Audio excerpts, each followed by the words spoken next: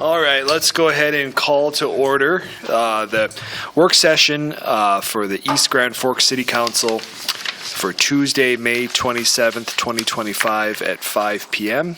Everyone, just a reminder, please turn on your microphones. And will the city clerk please call roll?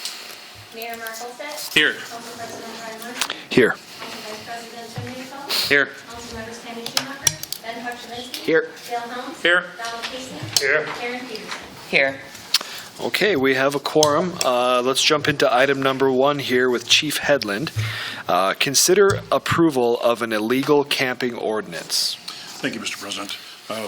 I'm sure some of you have noticed this has been in the news lately with Grand Forks recently passing an ordinance. Fargo did some time ago as well. We actually started discussing this as a department head group and with Mr. Huttunen and with City Attorney Mr. Golstead last summer, and it just, for whatever reason, it wound up on the back burner for a while, but we felt the time was right to bring this forward and start moving it to try to get ordinance somewhat similar to Grand Forks is in place. That's, as I mentioned, we started looking at this last year, and it just finally made it to the top of the list, I guess. And just a variety of reasons behind it. We don't have a huge issue here in Grand Forks, but there certainly is a problem with people occasionally camping in some areas where you're not supposed to be, to put it bluntly. Greenway is most common. This would also cover just public areas such as if somebody were to decide to do an encampment on the front walk here at City Hall, that wouldn't be allowed under an ordinance like this. So it's basically any ordinance or any public area that's not designated as a camping area wouldn't be allowed. Thank you, Chief. Any questions for Chief on the proposed ordinance? Okay. Mayor, do you have something?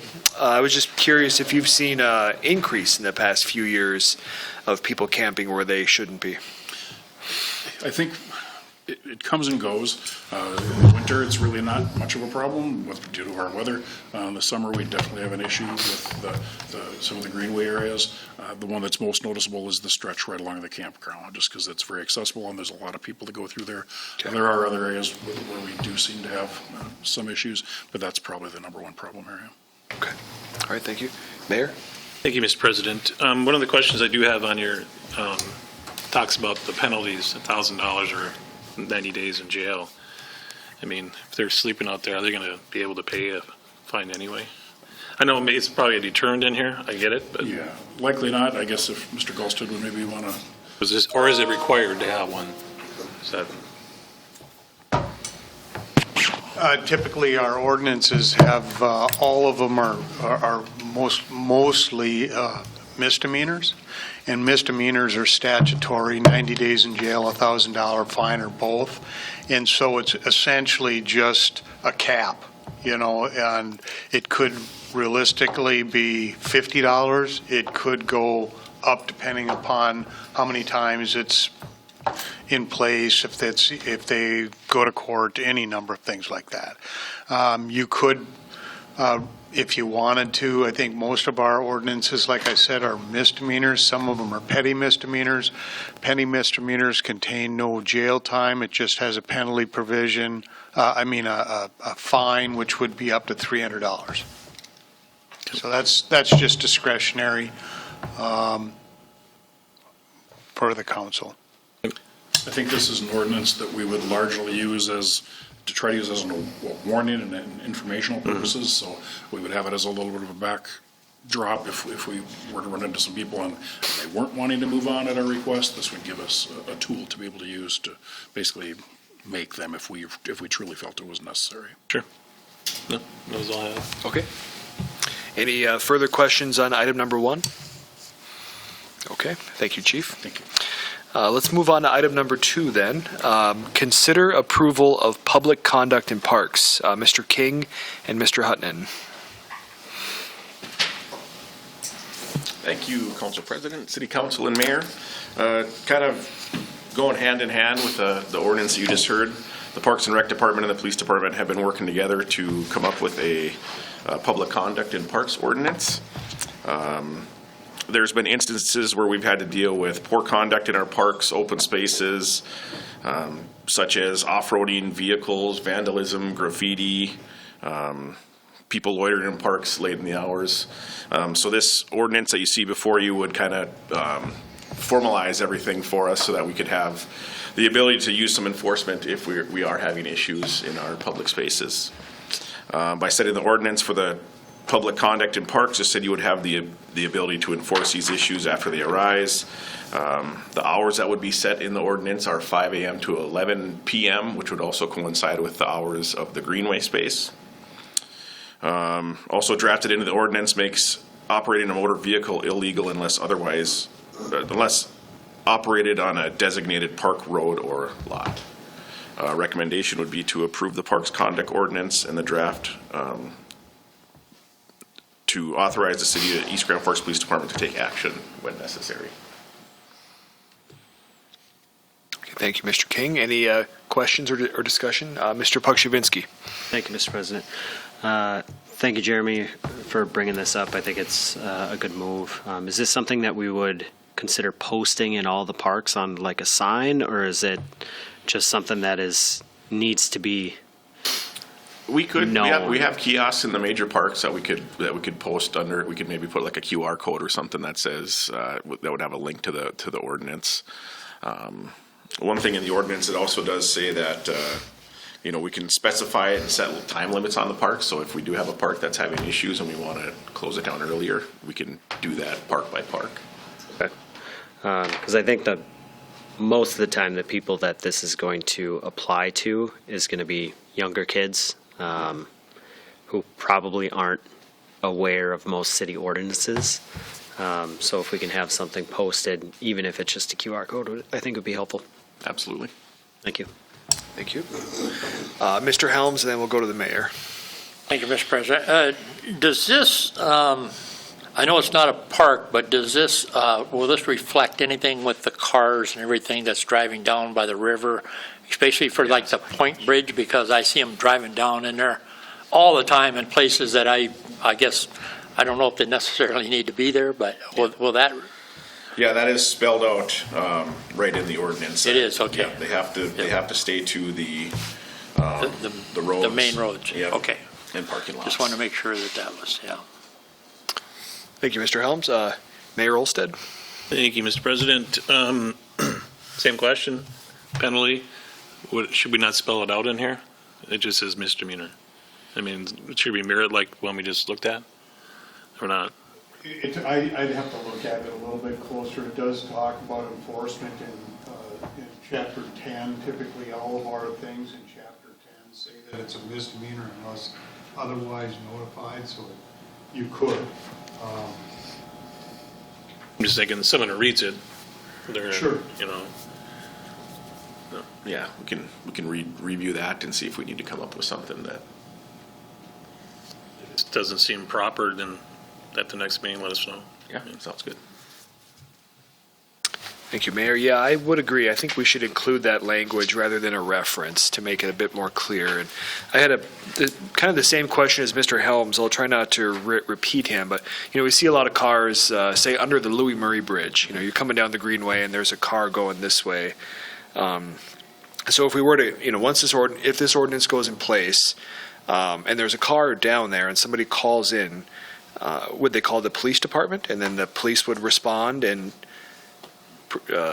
enforce it with a misdemeanor? That's correct. Is that the Yep. chain of events? That's how it would work. And I guess it would be up to, there's certain locations, it would be up to us to decide, where do we want people to be able to drive down to get river access, and where do we not want to be able to let them do that. And that's what this ordinance would allow us to do, is if we say we don't want anyone driving down here for river access, we've provided a trail for you to get down to the river. Now we have the ability to stop them to do that. Okay. And then to follow out that to like the logical endpoint, if this person got this misdemeanor, then would it be at the judge's discretion, Mr. Gallstead? As I wasn't really listening. If the misdemeanor is assigned to an individual, and that can go up to $1,000 or 90 days in jail, is that at the judge's discretion to how severe that penalty is? No, typically what ends up happening is once it's prosecuted, me will provide the individual with an offer, okay? Or if they're going to plead guilty, typically what'll end up happening is they'll start at the low end. You know, something like this might be $100 plus surcharge and law library fee. But if there's enough of them, or it becomes a person becomes a problem, the maximum is 90 days in jail. Okay. Or $1,000 fine, or both. So typically on the first time, a person might offer them 10 days or 30 days stayed for a period of 360 days, a fine, surcharge, and law library fee. So you're holding something over their head. So if they do it again within that 360-day period, you can actually revoke their stay and have them do the jail time.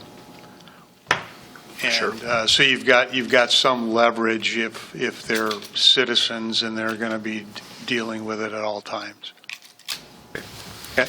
Yeah, that's helpful. Any other questions? Okay.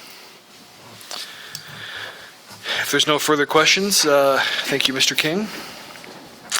Move on to item number 3 then.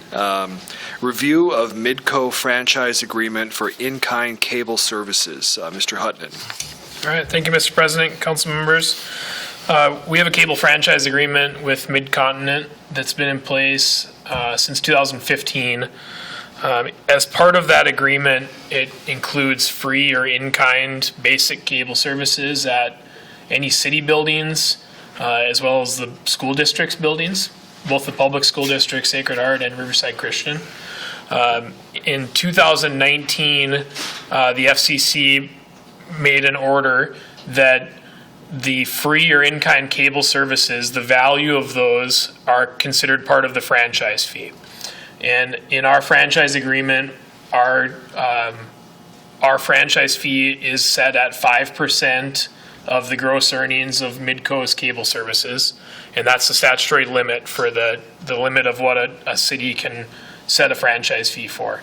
So Midco, in the last couple of months here, has reached out that they are seeking an amendment to our franchise agreement that would either agree to keep the free cable services in the agreement, and the value of those services they would deduct from the franchise revenue we have, so that our franchise revenue stays at that 5% or lower threshold, or we can elect to remove the cable services in our buildings from the franchise agreement and essentially pay market rate on a contract basis for whichever buildings we have in the city that want them. So we have a decision to make between those two things. I put some information in the packet in front of us. In the packet, I have a list of the current city buildings that have cable. That's provided to us by Midco. I didn't include in it what the school districts have. Maybe that's the first place to start.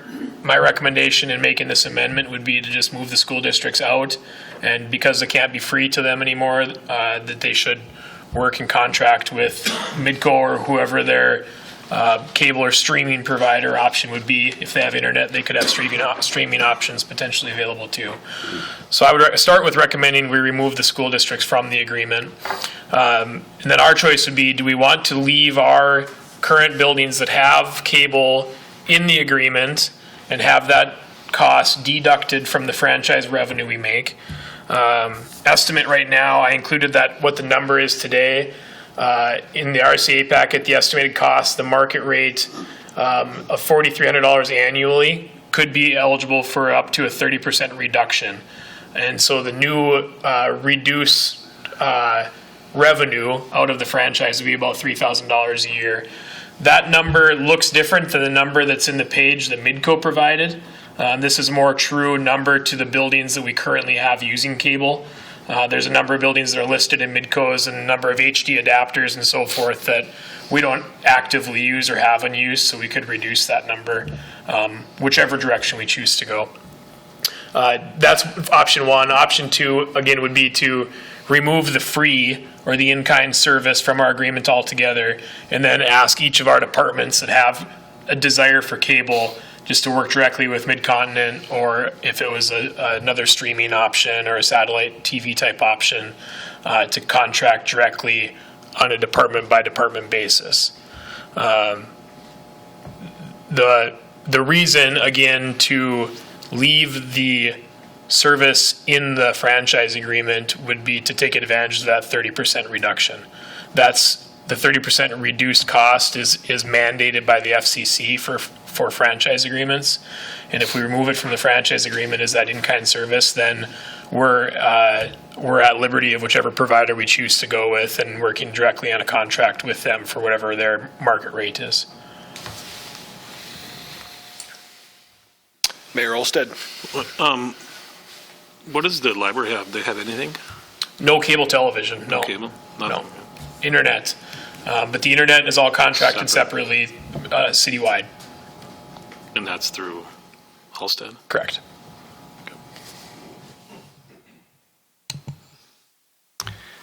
Mr. Helms. Thank you, Mr. President.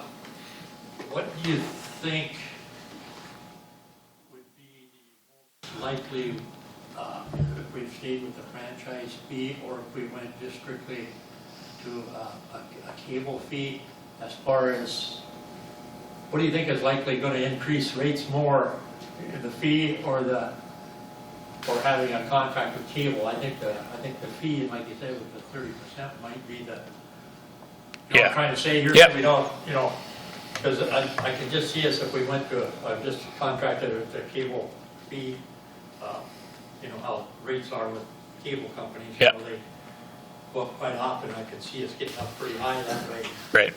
Yeah, that would be, Mr. Helms and council members, that'd be my recommendation, would be to stay with, keep it in the franchise at that 30% reduced rate. I think that's the most cost-effective approach. And then now that we have a cost to it, if we wanted to, you know, work with Carla in accounting and find a, you know, appropriate number to cost allocate back to each department for their actual service they're receiving out of that, we could work that internally on our end if there was a desire, but I think that would be the more cost-effective approach to this. Does each department pay for that now? Right now, it's free for everyone. Everybody. Yeah, it's free cable for everyone that wants it right now. But now there'll be Midco will tie a cost to it and reduce our franchise revenue by that cost. Mr. Pukshavinsky. Thank you. I agree that we leave it at the franchise fee. I can see purposes of having, this is just like basic cable TV, right? Correct. I can see purposes of having it at the police department, the fire department.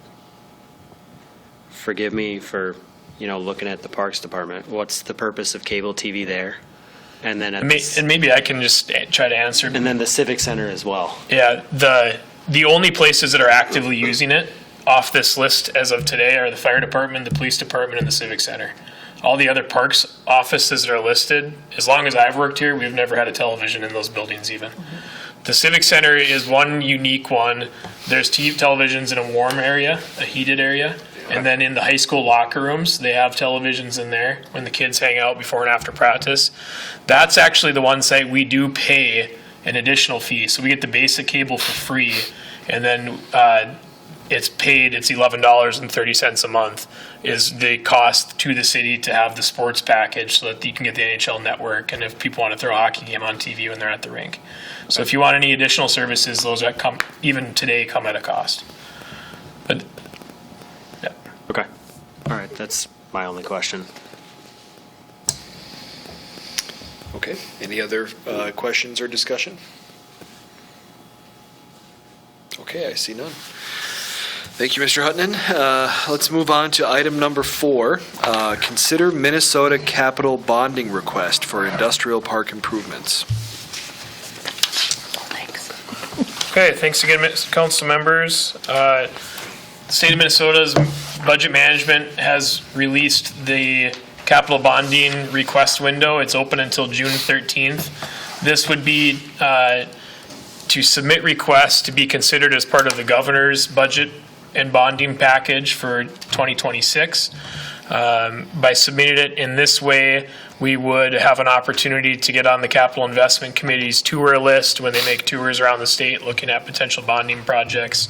It's a great opportunity to get projects out in front of those committees and potentially be included in the governor's bonding recommendations. If we don't submit a request through this, it doesn't mean that we can't come back with the bonding request later on, just by having a bill drafted and working it at the legislative level. But this does provide us the opportunity again to get on the governor's list and to have those tours be able to take place. If you recall, a couple of years ago, we did submit a bonding request for the arena projects that we've been working on. In recent years, bonding packages at the state level that have been seen as a higher priority have been largely infrastructure projects, major road improvements, economic development type projects such as the industrial park, and then a lot of stormwater and wastewater projects. So certainly open to any suggestions anyone has, but just for the conversation, submitted our industrial park road reconstruction projects as one to consider. Some of the estimates that I included are a little outdated. Some are from January of 2025. I'll note the 10th Street construction from 5th Avenue Northeast to 11th Avenue Northeast. That's the gravel road right now. We haven't had the engineers put an estimate together for that. And for sure for many years. So if there was a desire to move forward with an application like this, it will take Steve and his team some time to put together that estimate. But quick turnaround to get it together in a couple weeks. Just wanted to offer it. Is this one that you would like us to put the work into pursuing at a bonding request level? Thank you. Mayor Olstead. Thank you, Mr. President. I think it's probably a great idea because we did this back when we did the interconnect also, and we had the tours, and it works, helps us get in front of them, so explaining things instead of them just looking at it on paper. They actually can see it and know what the issue is. I think that, visual is always better than reading it and going, well, they're just throwing whatever they can throw at us. But I think we should do it. Thank you. Mr. Emery. Good evening. Good evening. So, excuse me, I did hand out kind of this spreadsheet I got to put in front of you. Again, as you are aware, on an annual basis, the city does receive state aid funding. 25% of the funds that we receive go to state aid maintenance. Those monies are directly submitted to the city. Carla basically kind of manages those funds. And then the other 75%, the state aid construction dollars, we call it, we have to, I should back up, those state aid maintenance funds we can pretty much use anywhere within the city on any of our state aid or any of our streets, whether they're local state aid. And then 75% of the funds we receive are the state aid construction funds, and those have to be utilized on our state aid system. As we do projects, I request those funds. So what I wanted to just kind of give you an update on, and maybe just reinforces, the request for potential appropriation funding just as another avenue to fund some of these projects. So some of these projects on this list, again, really haven't even came to this level. It's just projects that we're currently aware of in future years coming up.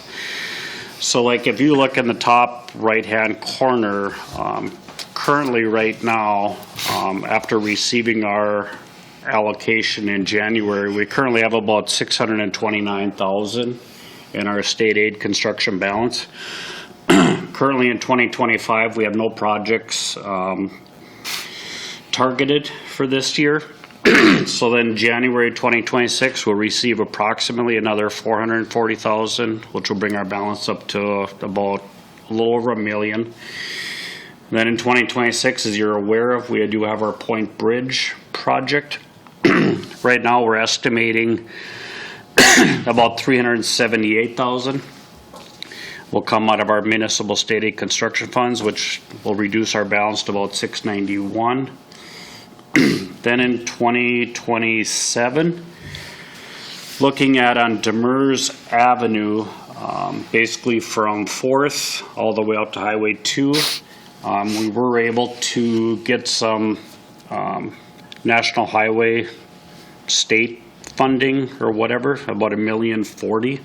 So we're looking at doing some street and ADA improvements. With that project, we're estimating, again, we would take about $254,000 out of our stated construction funds, to bring our balance down to about $877. 2028, currently no projects scheduled. But then in 2029, MnDOT is looking to redo Business Highway 2 from 4th Street, the traffic signals right out here, from 4th Street all the way out on Trunk Highway 2B, all the way out to Highway 2. They're looking at a total reconstruction from 4th all the way over to 5th Avenue Northeast, which is by the woodworking business. That would be a total reconstruction. And then from 5th out to Highway 2, they're looking at a mill and overlay. With that, the city's got they're looking at traffic signal replacement at Demers and 2nd, kind of by Luigi's gas station there. The city would be responsible for about 50% of the cost of that project, which we're estimating at $350,000 would be the city share. Also, if you remember last year, they redid the traffic signals at Demers and 4th. When we originally bid it, they had the traffic signals at Demers and 2nd also, kind of by Cabela's there.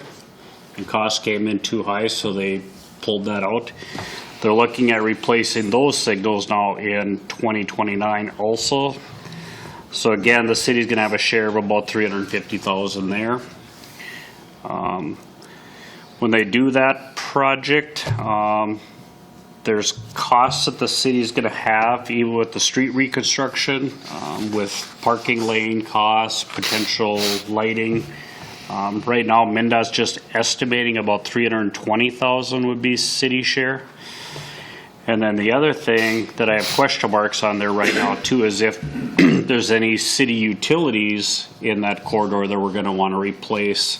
Again, we could use state aid construction dollars for that work too. So again, even without that, when you get to let's just say the end of 2029, we're looking at about $739,000 in our state aid account. Then 2030, again, if we're on a 4-year cycle, we'd be looking at a federal project, which again, that hasn't been identified at this time, but I just estimated a total project cost with construction, engineering, about $1.2 million. Of that, let's just say $405,000 would come out of the construction funds. So now we're at about $774,000. And then the one thing that I just threw on there, because eventually it's gonna need to be replaced, is right over the Louis Murray Bridge on the south side of the Red Lake River there. We got the traffic signals there. Those traffic signals now, again, not being a MnDOT roadway, anything, those traffic signals are going to be 100% city cost.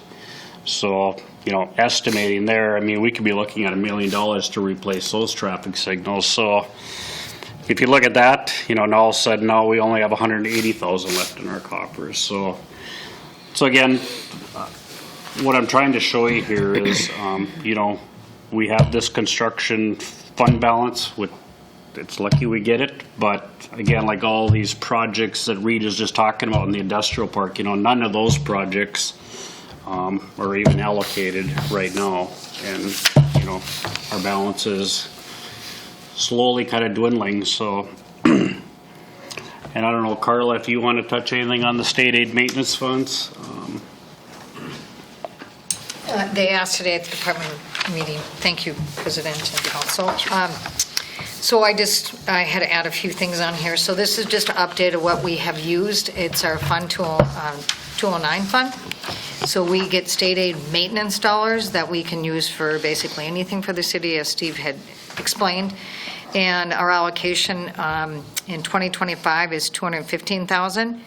However, we were in the hole last year after we made all the transfers to 2024. You can see those transfers in the blue. We did for the quiet zone, for the Hawk system, even though it was completed early, we still had a few expenses that we hadn't done. We waited till it was completed to do that. We had street and ADA improvements. We had ADA in the LaFay Park, and we had that multi-use trail. So in 2025, we still have some expenses left for the quiet zone, and we have some expenses for the multi-use trail. The construction dollars wasn't as high as expected, so we didn't get as many federal dollars as we expected. So, and then we were talking about that 17th Street, I don't know what to call it, trail, the sidewalk, there by the middle school, that he estimated $25,000. So we are actually in the hole as of 2024. We come back when we got our allocation, but with these other projects, we will be in the hole again the end of 2025. And if you look towards the bottom, 2026, we're looking at possibly having to help with the bridge costs, so we put in $200,000 for that. And eventually, we will need to do citywide seal coat on mill and overlay. Last time we did the mill and overlay, we had enough money in this fund to pay for it. We did not bond for it.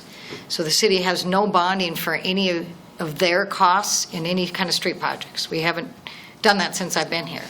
We do have bond costs for special assessments, but we have never had bonding for our share of any projects. So that might be something we either have to do and then pay off that just like we do, the citizen would do for special assessments. We have X amount every year that we pay toward that bond, or we need to find ways to save money so we can pay for it, or at least part of it.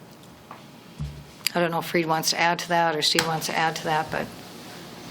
No, and again, when we've done, in the past, when we've done the mill and overlay seal coats, again, yeah, we did assess all of that, or we assessed most of that project cost, but again, a lot of the stuff that Carla's showing is just, when we're doing a projects adjacent to city properties, we basically, you're not assessing the city, but the city's having to pay that, so. Yeah, or the street, if our park is on the street or one of our buildings there, that's our responsibility. Yep. And sometimes we also, fix curb and gutters along with that just because the equipment's out there. So if those things need to be done, we actually have done them at the same time. No, that's a good point too. I think that's one thing we did last time too, is we did not assess any, I think ADA improvements, putting in the curb ramps and stuff in the corners. I don't think we assessed that. I think that was going to, city pick that up too, so. And we try to do like Water and Light when they do a project and they've had to tear up the sidewalk, whatever, they will put in it at ADA. So I know Nancy will tell you that there's so much we have to do to get to that ADA number. And luckily Water and Light has helped us do that. So we do put, many dollars in every year usually to the ADA project. It just, that's something we still have to keep up, and that's when we would actually do most of it, if we can, when we do another street and mill and overlay. Thank you. Ms. Peterson. I just have a question with some of these projected projects that you have going on here. Have you had conversations with the MPO to identify some of these future projects, especially in 2029 or in 2031 with a traffic light replacement? We haven't had necessarily, I don't think, any discussions directly with the MPO in regards to some of those yet at this point, but. They should be in there. Because if they're MnDOT projects, then they'll be in the STIP, so they notify the MPO without the city having to notify them. Like the 2030, like our federal project, we really haven't identified anything yet, what we would do there. And then 2031, again, not to say that we're going to be replacing that signal in 2031, but I just want it kind of on the radar because it's going to be a major cost when that time comes, so. In the one in 2029, that is going to be a MnDOT-led project. They're the ones that are leading that. We just found out about it probably month and a half ago. So. I think I would just add, Karen and I are on the MPO, and we want to make sure that they're included, and, you know, they're starting their street and highway plan here shortly with an RFQ for a consultant. So having these on their STIP and their TIP, I think, is helpful for us, so it's not a scramble. Okay, any other, Mr. Helms? Thank you, Mr. President. You know how I feel about the industrial park. I'm all for the bonding part of it, I think. But my question is, how often can you go back to the well and ask? Because is there sales tax involved in that stuff too? For the, you know, like if we did something in industrial park to the roads, the streets and stuff, is there any kind of sales tax or anything involved in that stuff or not? In sales tax in regard to the materials that we purchased for the project? Yeah, I would expect that there would be. Yeah, so how many times can we go back to the well and ask the state about, like we did for the Civic Center project and whatever, to get that sales tax? I mean, that's a pretty big savings for us. I mean, is that possible to do that, or can you only do that once in every 10 years or something? You know what I'm saying? I don't know how often you can do that. It's a fair question. I will say to update in the tax update on the sales tax requests that we had this year, in the tax bills that are proposed on the table, it's not included in that in the proposed tax bills.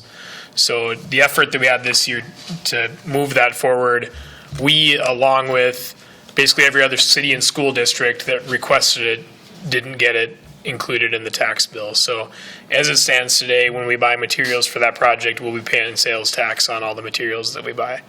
How often can you go request it? That's a great question. I don't know. Yeah. I guess my thought a little bit on it is, if we don't ask in this situation like this, if we don't go with the bonding request bill, then as far as the state's concerned, we have no issues and have no needs. And that's not true, right? We know that, I think that the spreadsheets that Mr. Emery and Ms. Anderson shared here, I think they speak to the need for funding from a state level, because we're making really good concerted use of the state aid maintenance and construction funds we are getting, and it's still not going far enough to manage and take care of the road infrastructure we have. So it paints a picture of need to me. Now locally, we still have to figure out, a lot of times in a bonding request, they want a 50% match from a local unit of government. And it's way too preliminary for us to be able to sit here and tell you today where that 50% would come from. Special assessments would be on the table. Other city funds, like the ones that Steve and Carla shared, would be on the table. We'd have some work to do to come up with that if we got the opportunity to be given some money from the state in a bonding request. But this does a lot to show a picture of need as far as I'm concerned. Reid, could you show me the gravel road that you mentioned that's not currently in the cost estimate? If you have that visual here, I don't. Megan's got the computer. Oh, okay. And it's not in the packet. I didn't put it. Well, maybe it is if you go to that. This industrial park summary. It's one that goes right past the distribution. Yeah. So that black line from all the way from 5th Avenue, the Water and Light Distribution Center, to 11th Avenue. Yeah, that whole stretch is gravel, or nearly all of it. The concrete terminates just past the Water and Light building. Yeah. Yeah, I think we should get an updated cost estimate for that and include that in the overall, include it in the plan that I'm sure we'll review, before the request goes in. But also include some money for inflationary pressures. Steve, I see there's a 10% contingency in there, but that could disappear in no time, and then we'd be left trying to do a little bit less when I hope the vision is a big redo out here to really invite business investment, and it would be frustrating to not be able to connect all the roads and businesses out there. But I do strongly support this for a bonding request. I think this is a great something to get behind. Good. Council President, on the inflationary contingency piece of it, at the bonding, the Minnesota budget management level, when we would submit this request, we would submit it in 2025 estimates, and then they have their own inflation calculator as part of it based on what year they think the funding could be available as an award. And bonding years, we're expecting 26 to be a bonding year? Is that what I understand? Yeah, traditional legislature, 2025 this year is a budget year. 2026 would be a bonding year. They're discussing bonding this year because they did not pass a bonding bill in 2024. So there's potential they could be bonding bills 2 years in a row here, this year and next. Okay. And then back to your previous comment, there's a built-in formula that adjusts for inflation, so we don't have to worry about that? Correct. We would submit it at today's dollars, and their formula would manage the inflation based on their forecasting. Great. Yeah. Okay, thank you. Any further comments or questions regarding the capital bonding request? Okay. We're going to pull item 5 for a future date then, and that would take us to the end of our agenda for the work session. That being said, we'd be looking for a motion to adjourn the work session. Moved by Helms. Is there a second by Pukshavinsky? All in favor, say aye. Aye. Opposed, same sign. Motion passes. The work session is closed. And I believe we can just roll right into our special meeting. So we'll go ahead and call to order the special meeting of East Grand Forks City Council for Tuesday, May 27th at 5:41 p.m. Would the city clerk please call roll? Mayor Murphy? Here. Council President Brian Larson? Here. Council Vice President Tim Riefel? Here. Councilmember Sandy Schumacher? Here. Ben Huttunen? Here. Dale Helms? Here. Donald Casey? Here. Karen Peterson? Here. Okay, we have a quorum. Let's go into agenda item number 1. Consider approving the on-sale weekday and on-sale Sunday liquor license renewals for the following applicants: Casa Mexico Restaurant, VFW Post 3817, The Spud Jr., American Legion Post 157, and Up North Pizza Pub. Moved by Helms. Second. Second by Riepel. Any questions or discussion? Okay, I see none. Roll call, please. Casey? Yes. Larson?